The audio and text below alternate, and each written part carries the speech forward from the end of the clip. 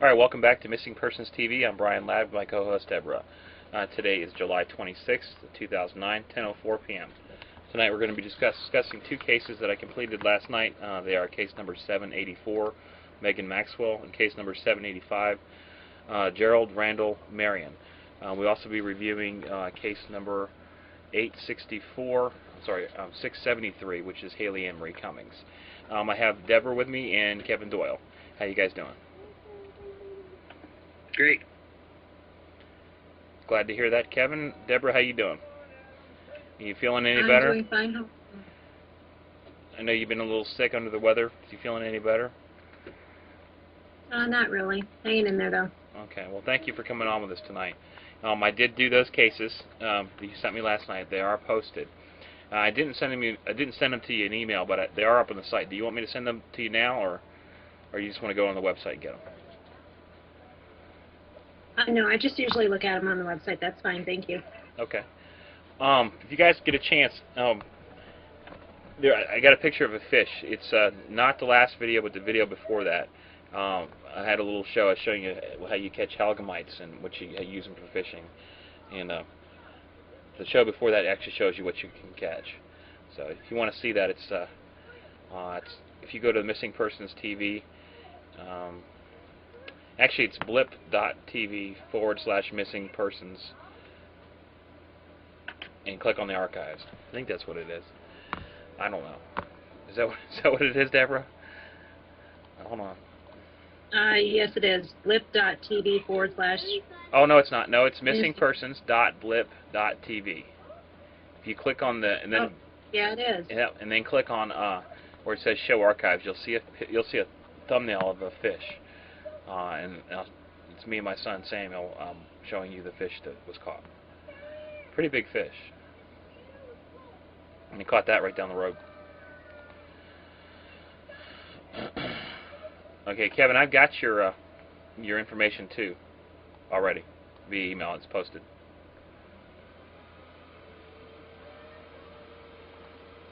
Oop, logged me out again.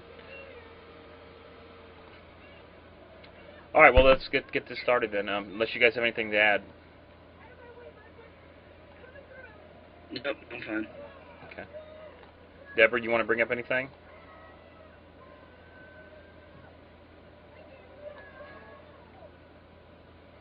Okay. Deborah, I can't hear you.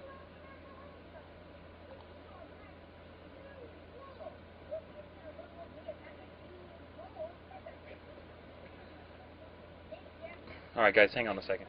Deborah, are you able to? Okay. Are you able to read the case information then?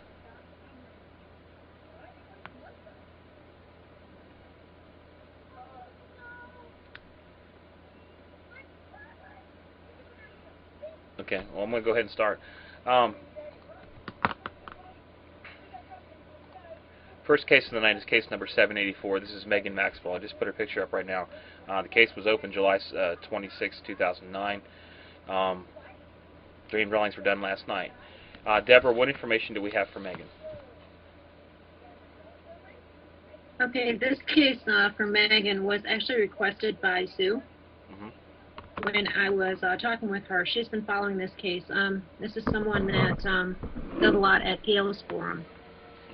Anyway, Megan has been missing since earlier this year. She's actually been missing since April 26th of this year.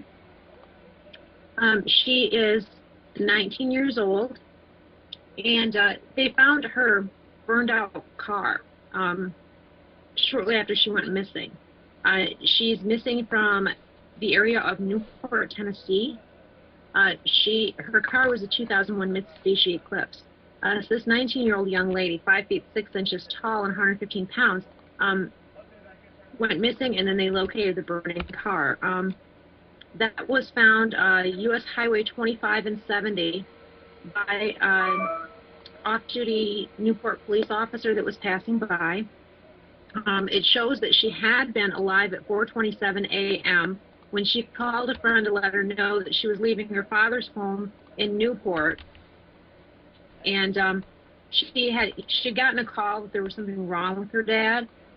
And then she called her friend and said that after she finishes her cigarette, she'll be on she'll be on her way. They found her car only a few feet from the river, and some of the leads that they've had so far indicate that there was activity at the river before the car burned. As far as what that activity is, I have not been able to find out. They don't think that her disappearance has anything to do with domestic violence. Okay. Sorry, that's my fault. Actually, go ahead, keep going. I'll tell you why. Okay, they don't think that has anything to do with domestic violence. The way this whole investigation is being pursued, and they're looking for her. Sadly, from the get-go, with the circumstances and the leads they have more or less pursued this as looking for her remains, not looking for a live Megan. I really hope that, you know, the leads they have and the things that, you know, they have on this are wrong and that she's fine. But it's not really looking that way from everything I've seen. Okay. What do you have on her case, Brian? All right, I'm not totally sure what I have. I know Kevin does have a live, which is good. I just there's a website for her. It's helpfindmeganmaxwell.com. That's the music you just heard. I put a link to that right up at the top of the case file. I have 3 dream drawings. The first one says the word sick. After that, it says she talked about escape. The word island. 3329. I guess it's 3,329 yards from police spray paint on road. Carnival worker has coin. Could it be possible the carnival worker may be involved in her disappearance, and that carnival worker may be with the person I have drawn in the second dream drawing. It says basically it's a man. He looks to me like a young man, short hair, indentation on the chin, I believe, and he could be wearing a cross. There is a cross. It's on the right-hand corner of the dream drawing, but it's not around his neck. So maybe he's holding the cross, carrying the cross. I'm not exactly sure. The third one says not a rag, and then it says where they would go at night. And I'm not really sure what that is on the bottom. Maybe that's a dock on maybe a river or something like that, or a lake. I'm not exactly sure. But there are no symbols. There's no symbols of death or anything like that that I have. But just looking at this, it doesn't seem that good. But hopefully she is alive. Kevin, I see your notes. You have alive. Do you want to read those? What's that, Brian? Do you want to read your notes on this case? That's Megan Maxwell, right? Right. Oh, Kevin. Yes. I think I messed up. I think I reversed your notes. No, I sent you the wrong ones, and I resent the email. Okay. Do you have she's alive? Megan Maxwell. Do you have she's alive? For Megan Maxwell, no, I don't. Okay, I'm sorry about that. Okay, I got your email now. Hold on. No, it's my fault. Okay, go ahead. It's my fault. Okay, read what you got. I'm updating right now. Go ahead. For Megan Maxwell, I have abduction, murdered, a 32 to 38-year-old male, used baseball bat to help kill her. Pacific Heights, he desires more killings, and I have no further notes on that. Okay. Are you able to see the dream drawings I have posted? See if that person may look like the person you're describing, the male, 32 to 38. If you get a chance to look at that, if you're not looking at it now. Okay. Pacific Heights, I believe, is a movie, and it's also a place in San Francisco. Is that right, Deborah? Or California, San Francisco, around that? Isn't it in the San Francisco area? Yeah, Michael Keaton played in a movie called Pacific Heights. Okay. I can Google that too. Is that where? Do I need to Google that, or is that in San Francisco? Do we know? I believe it is Los Angeles. Los Angeles is totally different from San Francisco. Hold on. I'm gonna look it up.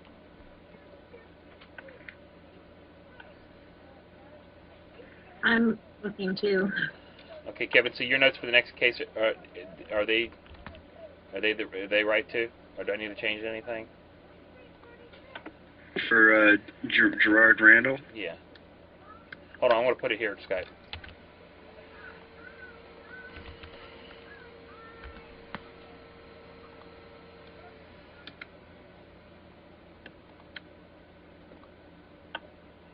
Yeah, Pacific Heights is San Francisco.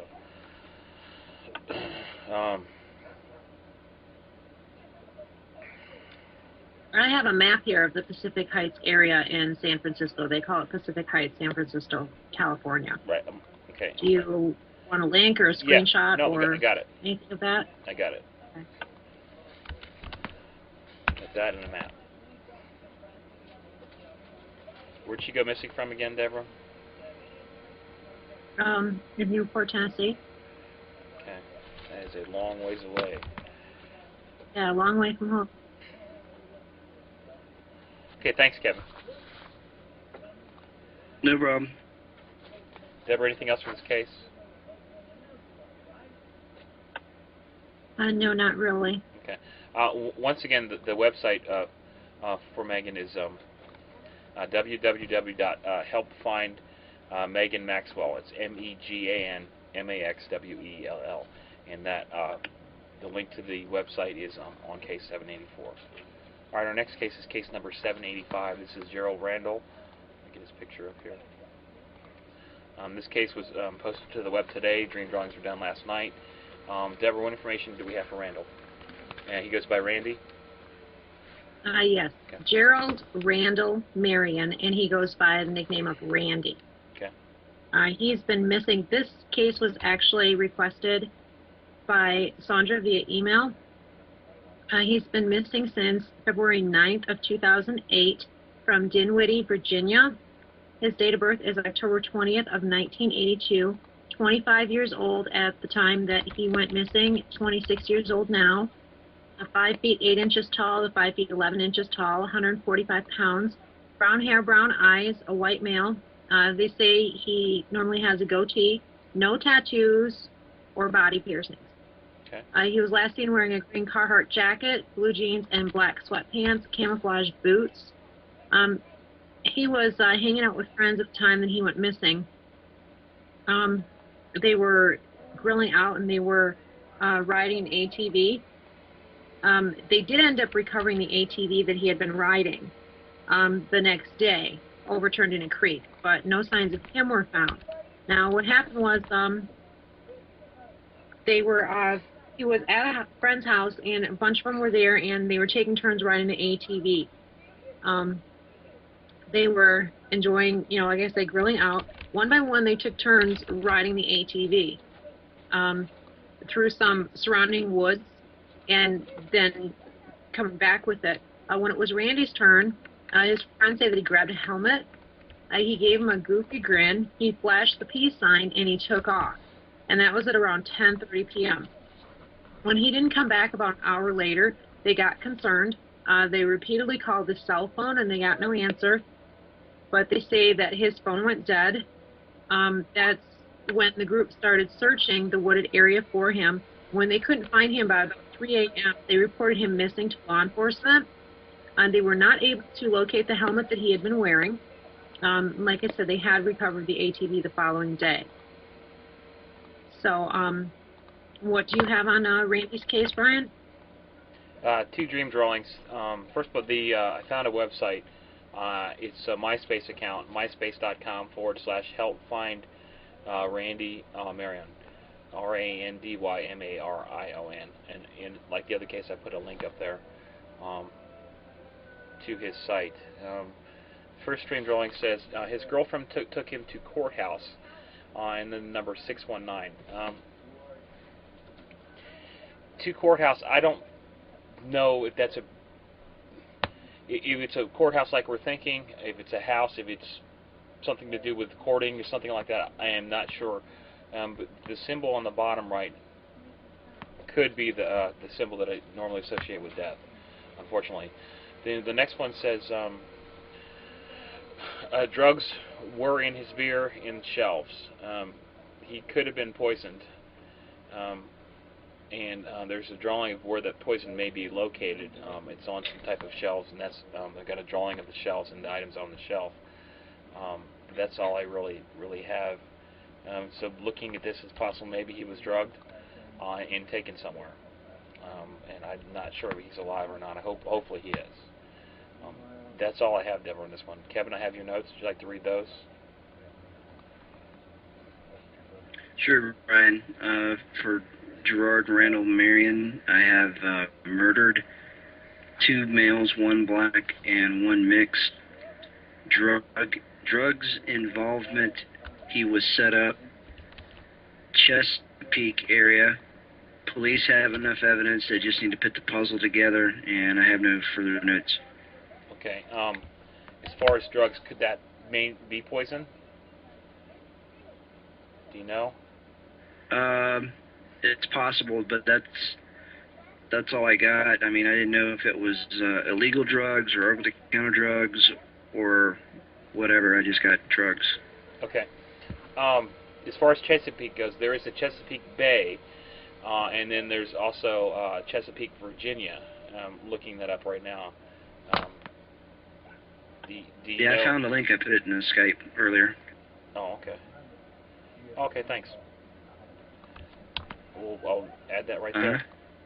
Anything else you want to add? Nope. Okay.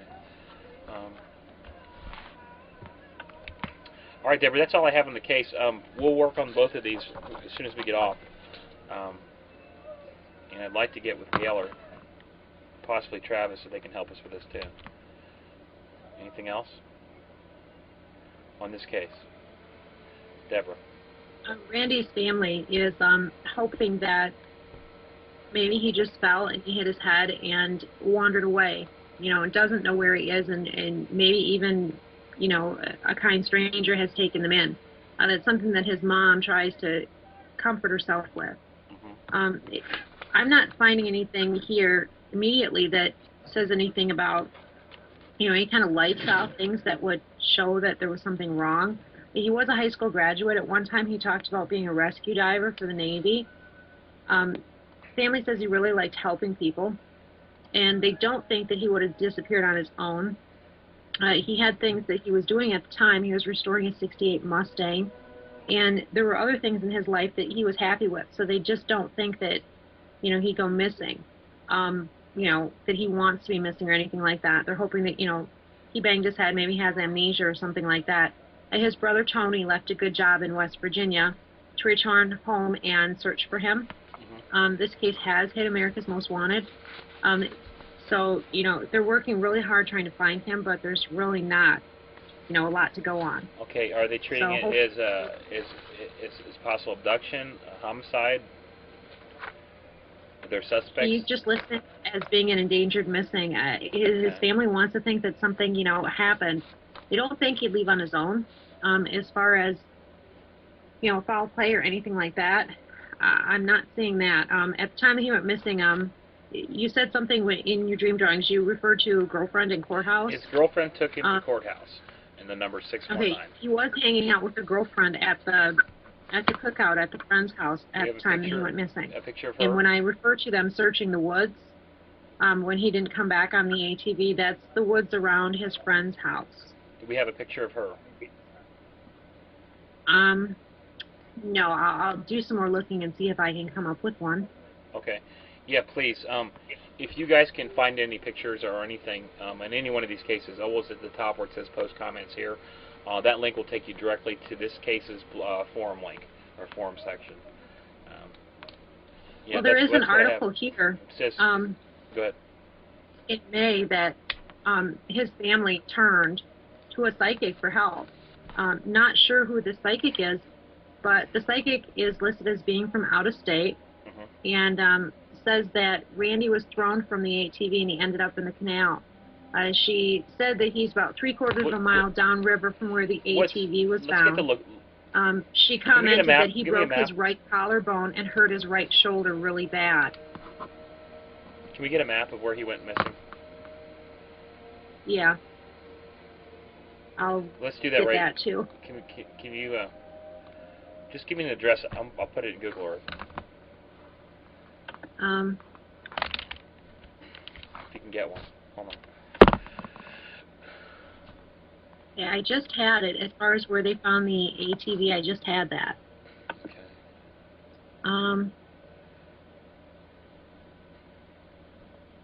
Okay, his ATV was found at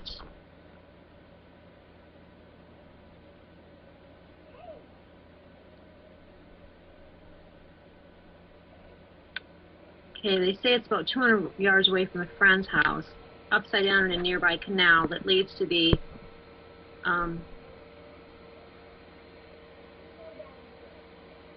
to a Appomattox River, Appomattox. I thought I had the actual highway numbers here, the cross streets of where that was. I'll look some more here. Okay. I've got Google Earth open. We'll look at this. I'll take screenshots of that too. There.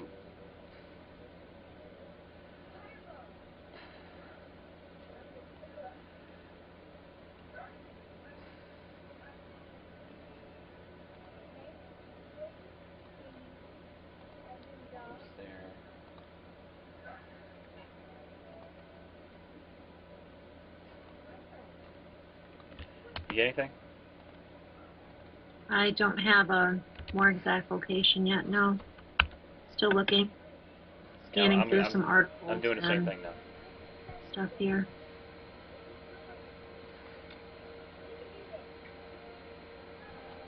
I'm going to leave out Randy. Just put... Okay, here's an article. It's titled, ID May Take Days, June 9th. Investigators are trying to determine the identity of a body that was recovered from the Appomattox River. When was the date? The article is from June 9th. I'm trying to read through the article here. Okay, but I don't think that would be him. If hold on, I'm gonna go to the website again. They help find Randy.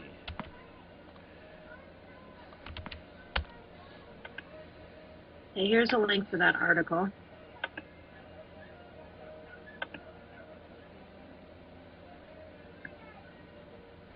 Waiting on the link. No. Oh. What article is this? Deborah. Pardon me? What article is this? That's an article regarding the remains that they found. Okay, right, but I was just at his website though, and it doesn't say anything about that. Not Randy's remains. Okay. Still looking. I'm looking for more here. Do we know who that was? Because on the MySpace it's still saying he's missing. Marshall Edlow Scott, Okay. 72 years old, was the one that they found in the river. Okay.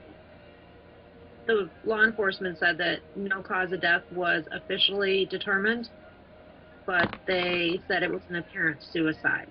In the river? 72-year-old man. In a river. Yes. Apparent suicide in a river. I Okay. don't know how. No, it seems strange. If there was a bridge or something, maybe he jumped from, but...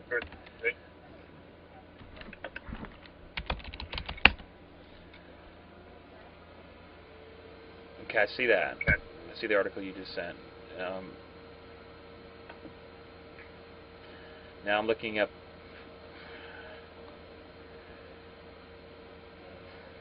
I'll tell you what, we'll work on this case after... Someone jumping off something called Campbell's Bridge on January 5th of this year. And this is the other person. Yeah. Okay. We'll work on this after the show. We'll find out where he went missing from. And see. Hold on a second. Because they've been looking for a long time.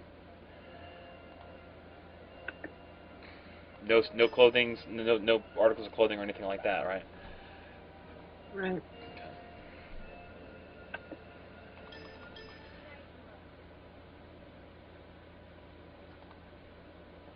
Okay, so we'll work on this case after we finish this show. Let's move on, okay? Deborah. Okay, would that be moving on to Aji? No. Did we wanted to cover Haley? Said we wanted to do any updates or anything? I didn't think we were doing that on this show. Oh, I thought you wanted to. I had the graphic up. Well, this is Haley Emery Cummings. Deborah, is there anything new on this case? They were trying to get at that one location, the trailer on it. I think it was adjacent to the property. Since we weren't going to cover this, I am not prepared the way I would like to be prepared for it. Okay, I tell you, we'll cover that on another show. If you have any information for Haley, you can go to www.bringhaleyhome.com, and Haley is spelled H-A-L-E-I-G-H, or HaleyBug.com. And we have it case number 673. We have a lot of information posted on this case. We've done a lot of shows for her. I do know that Haley's name has dropped from local news reports. Just seems to fade away like a lot of these cases do. And that's not good. We have a lot of work here. We have a location for her. Unfortunately, I don't think that she's alive, but I have a lot of information on this case. And if you want to go to Missing Persons Forum, a lot of that information and links to my case file, which is case 673, is there. So we'll cover Haley on the next show, okay? Okay, that sounds like a plan. I did think we were supposed to cover it though. Okay, so we got that done. This is Aji Desir. He went missing January 10th, 2009, from Mockley, Florida. Deborah, do you want to say anything for him? Go ahead. You can take care of the little guy tonight. Okay. We really need your help. Please go to findaji.com. We're asking everybody downloads his picture. It's a PDF picture. Print that. If you don't have a printer or you don't have any ink or whatever, you can go to Kinko's or I believe Office Max. We'll print pictures for free on missing people. Get those printed and post them everywhere. It's important to get his picture out there. Police have done extensive work looking for Aji in the Immokalee area. Gail St. John's been down there looking. A lot of area has been covered. No Aji, so that to me seems that he's out there somewhere. He's still 6 years old. He has the mental capacity of a 2-year-old. He's not able to cry out for help. He easily would be able to, for somebody to, so if somebody took him, it'd be really easy for them to do so, him not to say anything. So we really need to get his picture out there. We really need to report on this case. We try to do that on a nightly basis. So if you have any information, you can, for Aji, you can call 1-800-THE-LOST, or you can go to his website, which is findaji.com, FINDADJI.com. If you guys don't have anything else tonight, we're going to end the show.